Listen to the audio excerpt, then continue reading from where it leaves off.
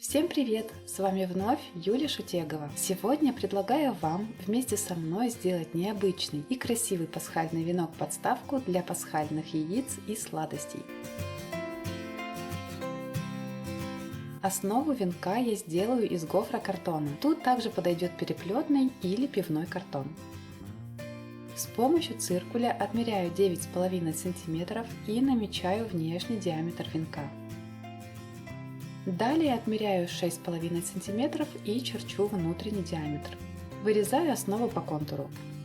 Вот такая заготовка должна получиться, а чтобы ее вид был более аккуратным и красивым, я обтяну основу фоамираном. Для этого беру классический фоамиран толщиной 1 мм. Я выбрала желтый цвет, так как основной декор будет желтого и розового цвета. Помещаю основу на фоамиран и обвожу ее с небольшим отступом, примерно 1,5 см.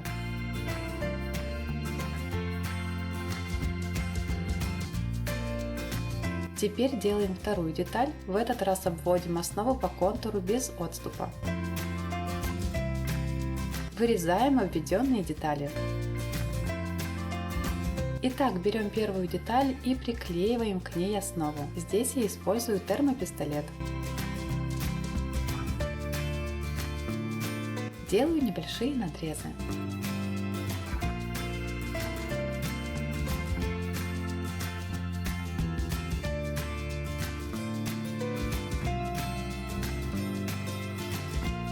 С помощью клея обтягиваю основу фоамираном.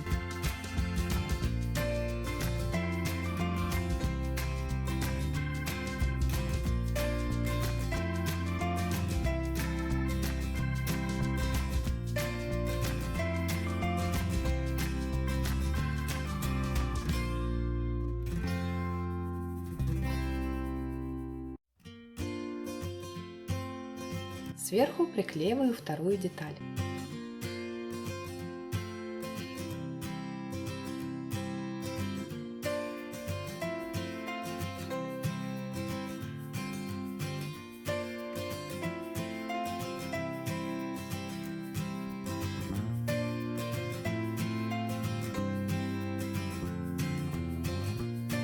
Вот теперь все красивенько и можно приступать к оформлению.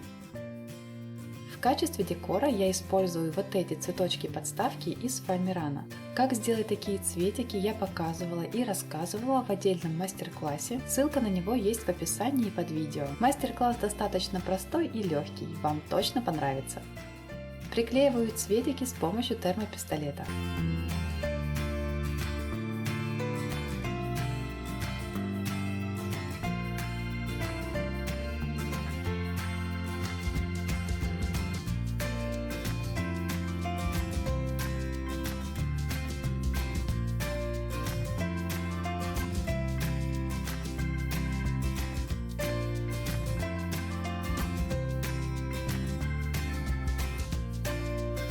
Веночек готов. Получился очень нежный весенний декор, который украсит праздничный стол не только в Пасху, но и в любой другой праздник.